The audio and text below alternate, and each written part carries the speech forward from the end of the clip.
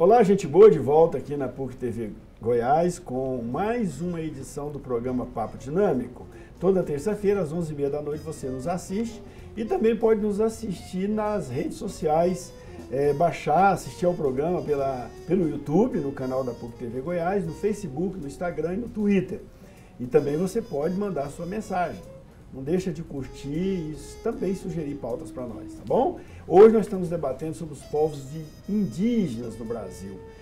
Washington Novaes, qual é o melhor tratamento? Qual seria, digamos assim, a postura politicamente correta para tratar a questão indígena no Brasil? Primeiro, de respeitar a cultura deles e o direito deles a viver de acordo com a sua cultura, manter a sua cultura, manter o seu território e essas decisões serem deles, não serem vindas de fora que querem fazer isso, querem fazer aquilo e tal. Esse é o primeiro ponto, não é? Então, a partir daí, o índio terá caminhos de sobrevivência dentro do seu território, dentro da sua área, e não haverá essa pressão. Então, a política de demarcação é uma política necessária, correta. Tem que demarcar mesmo.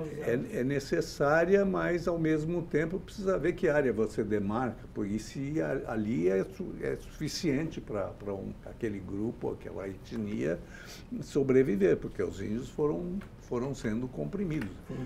Bom a gente lembrar que os índios foram donos de todo o território brasileiro, né? E foram sendo apertados, expulsos e massacrados. Misturados no mesmo espaço várias etnias. Várias etnias. Então, seria preciso uma política assim, mas essa política não existe no Brasil, né? Quer dizer, existem pedacinhos, quer dizer, então você demarca um território indígena, mas aquilo ali não é o suficiente para que aquela etnia sobreviva, né? Há uma política muito deficiente. E, na verdade, encobre um desejo de aculturar o índio, transformar o índio em branco, para não existir esse problema. O branco brasileiro, ele é muito interessado em desmatar. O que vai exatamente na direção oposta do interesse indígena, né? E que é ruim também para o branco desmatar também, que a destruição das florestas não é ruim só para o índio, é ruim também para o branco, não é isso?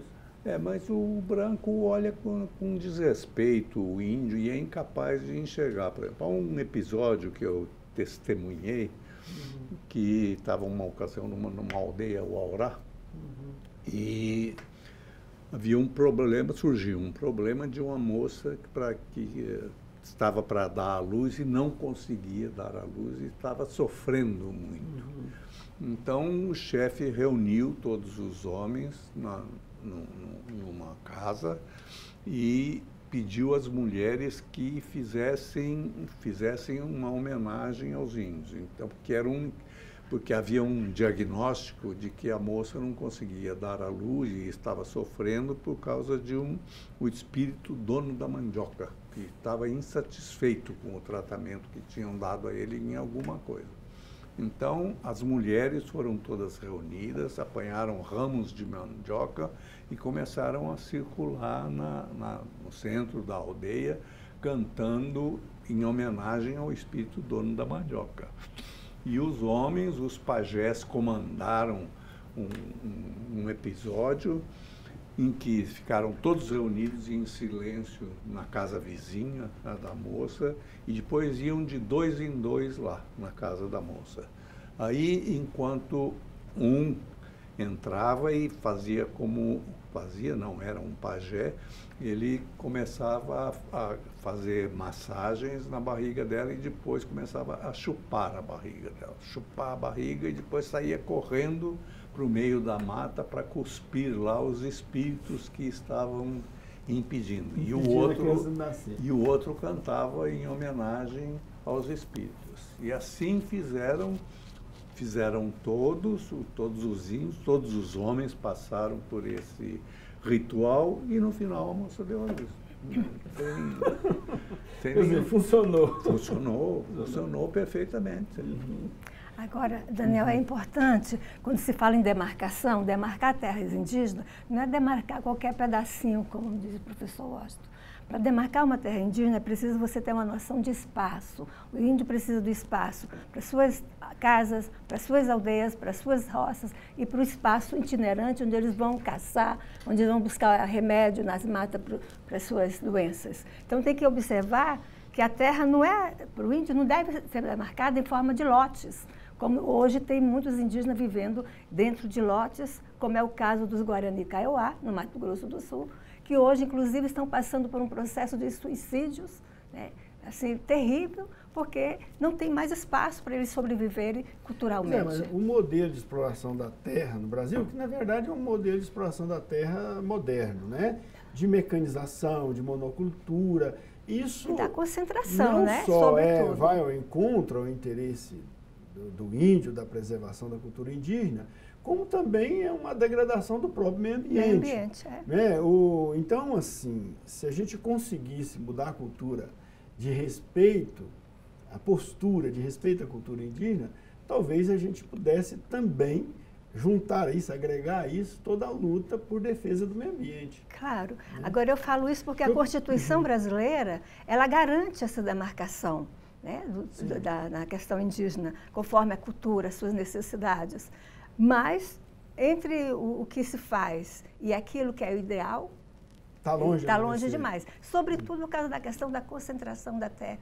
Por exemplo, você falava das ameaças, das relações dos indígenas com a sociedade, com o governo e com eles próprios. Uma das maiores ameaças nocivas aos povos indígenas são as relações dos latifundiários, dos madeireiros, né, das mineradoras, né, que vão invadindo a terra dos índios e deixando eles quase sem nada. Né? E essa é a relação perigosa. E são esses latifundiários o maior mal e que eles estão lá no Congresso, né, retalhando e retirando os avanços que eles tiveram na Constituição. Neste momento, os ruralistas tentam no Congresso brasileiro anular a legislação sobre demarcações de áreas indígenas. Né? De áreas já demarcadas. Já demarcadas. Realmente há uma ignorância total aí por parte, eu estou entendendo assim, mas né? não é uma ignorância, é uma cobiça. Uma cobiça, né? E aí, professor... Uma cobiça perniciosa. Não é só também os latifundiários ruralistas, também a justiça no Brasil. Por exemplo, quando eles foram demarcar a terra indígena Raposa Serra do Sol, lá em Roraima, né, que rolou mais de 30 anos, e foi no governo Lula que foi feita essa demarcação, né, eles colocaram 19 condições, tá? Nós vamos demarcar agora, mas tem 19 condições agora para demarcar a Raposa Serra do Sol, e essas condições queriam colocar como demarcação para todas as outras terras indígenas. E uma dessas 19 condições era não ampliar mais as terras indígenas. Entendi. E a demarcação que foi feita lá, é justo que se faça uma homenagem. Quem deu um parecer que liquidou com as questões lá foi o professor José Afonso da Silva, foi meu colega de turma na Faculdade de Direito, que é um homem que hoje está com mais de 90 anos e já cansado e tal. Mas o Zé Afonso deu um parecer mostrando o seguinte, que todas aquelas terras da Raposa Serra do Sol eram imemorialmente dos índios e não podiam ser modificadas, não podiam ser subtraídas. E isso é que permitiu. E ali tinha um interesse terrível do governo do estado, se chocava os interesses do governo do estado de Rondônia, dos produtores de arroz, que de uma hora para outra construíram um município para dizer que eles já moravam ali, e com os próprios indígenas. E ainda dentro dos indígenas, aqueles que são evangélicos, que não eram evangélicos. Professora, aproveitando que o senhor está falando, hoje quantas etnias nós temos no Brasil hoje, hein, de índios? O censo do IBGE de 2010 fala em 305, mas a gente sabe que essas pesquisas deles são limitadas. Né? E povos indígenas, não, e índios, quantos índios nós temos hoje no Brasil, mais ou menos? Se fala em torno de 800 mil, né? 800 mil, o IBGE fala isso, né? E quando os portugueses chegaram aqui, tinha quantos, mais ou menos? Se calcula se fala entre 5 mil e as mais otimistas 10 mil. Então, se você compara esses 800 mil com os 10 mil, você vai ver que houve um genocídio 10 um milhões. etnocídio, 10 10 milhões. milhões. Houve um genocídio, um etnocídio, e a gente fala muito do genocídio dos judeus pelos nazistas e não fala do genocídio que tivemos aqui no Não, mas Brasil. nem todo mundo foi assassinado. Muita gente acabou deixando de ser índio e virou branco. Ou se integrou, não é não? Ou teve mesmo... Mas o processo foi um processo violento. De dominação. Sim. O índio que resistisse estava liquidado, né? Então... É verdade.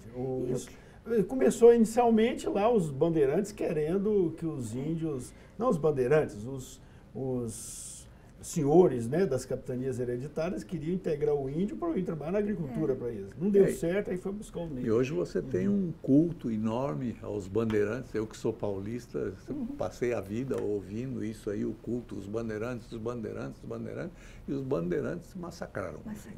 Massacraram. E o que mais matou índio não foi nem tanto as armas dos colonizadores que mataram bastante indígenas, foram as doenças. Essas doenças, assim, eliminavam uma ideia inteira. A gente vê, né, o contato. Tá, daqui a pouco a gente volta, estão avisando aqui que já terminou esse bloco, então daqui a pouco a gente volta. Vamos falar justamente dos problemas aí, continuar nesse debate aqui, os problemas do relacionamento do branco com o índio. Daqui a pouco.